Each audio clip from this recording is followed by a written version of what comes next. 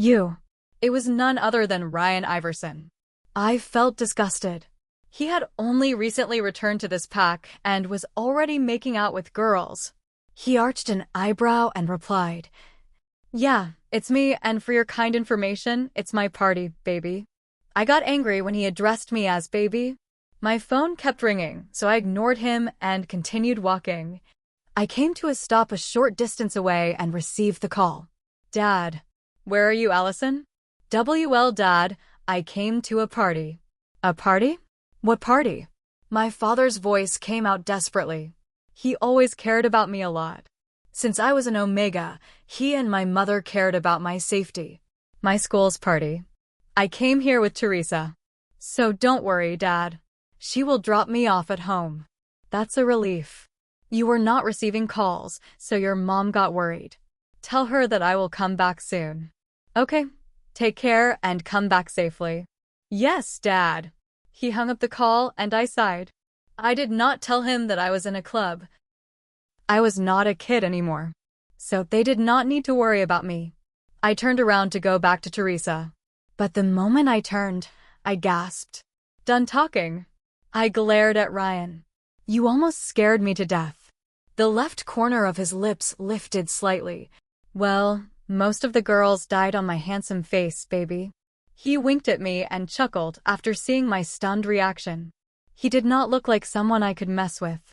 His black clothing gave him a dark aura. I did not tell him who I was.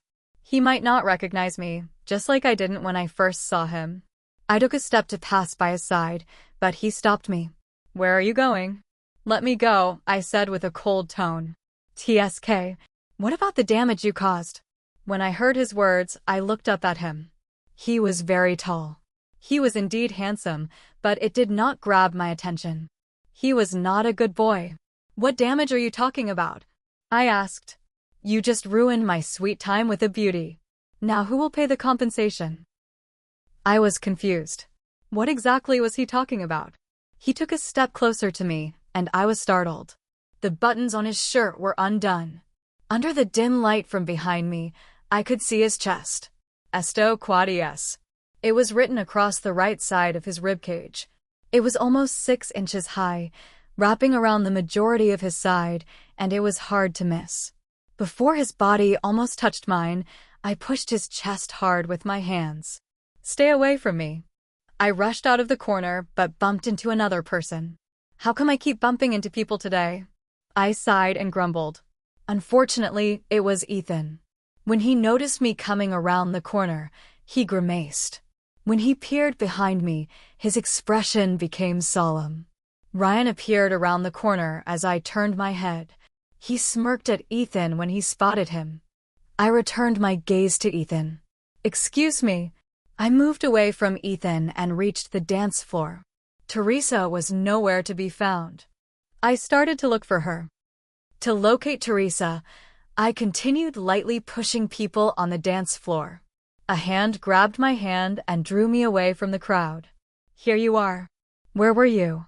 "When I came back to the bar side, I could not find you," Teresa said while huffing. "Dad called me, so I went to take his call." "I thought I lost you at the club," Teresa said and hugged me. "Let's go back," I murmured. She nodded at me, and we went out of the club. I took a deep breath as the fresh air reached my face. I felt smothered on the inside until I got out and felt alive. Partying was definitely not my thing. Clubs were not my place. I was happy with a simple life. These people were not like me. Their lives were drastically different from mine. We walked to Teresa's car and got in. Teresa started the car. "Where were you, by the way?" "I looked for you in almost the whole club." "I was in a corner." "Oh." "I didn't search the corners." "My bad." I glanced outside. "Why is your mood off?" "I met the most ridiculous man I have ever seen." "Who?" "Someone who only knows how to disturb girls." I heard the sound of a chuckle. I turned my head toward Teresa. "What?" I asked. "You look irritated." "Who made my bestie angry?" "That Ryan Iversen." I muttered.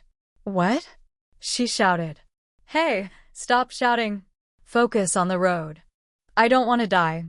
Allison, what did he do? Nothing. I ruined his lovely time, so he asked for a substitute. What the hell?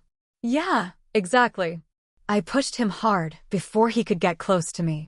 That bastard. I exhaled when Teresa started to curse Ryan. Allison, stay away from Ryan. I got to know many things about him. He was a playboy at his last school. Everyone from the outside knows him, especially girls. He is very popular among girls. He does not date, but only food dash. Okay, stop it. I shouted and stopped her from telling me more. I don't want to hear those stupid things. Okay. Teresa shut her mouth and kept driving quietly. We reached my home. I got out of the car. Thanks, Teresa. I should not have asked you to go with me. I only made you feel bored. No, I enjoyed the moment with you. So thanks again. It was a new experience. Teresa nodded and smiled, then she drove away. I entered my house and saw my parents waiting for me. We had dinner together, then I went to sleep. The next morning, I woke up early. After I had finished getting dressed for school, my mother insisted that I eat breakfast before leaving the house. My father chuckled. What's the hurry? Dad, I will be late. Tell them your father took your time, so you became late. I shook my head. Dad, no one knows that I am the beta's daughter. Why? I don't want to grab any attention. They will start to treat me differently, which I don't want. Just like they treat Ethan. My mother spoke out. Ryan is also going to join your school. I nodded and kept eating. Luna Ella told me to tell you if you could show him around since he is new. I paused and thought. Yeah, he is new and has started to make out with girls already. Suddenly, my father shook his head. No, he is not like Ethan. You can be friends with Ethan, but not Ryan. I don't want you to be around him, okay? I looked at my father with confused eyes, but then I realized that everyone knew about Ryan's personality. So, it was good to be far away from him. Don't worry, Dad. I will stay away from him. My mother did not say anything. We had breakfast silently after that. I caught a bus to go to school. When I arrived at my school, I noticed that the girls were in a variety of moods. Some of them appeared pleased, while others were depressed. I was strolling through the hallway. My gaze was drawn to Ethan. Julie was there with him. Their arms were locked, and they headed to a class. Did they patch up last night? I wondered. I felt heartbroken. I turned aside and went to the locker room.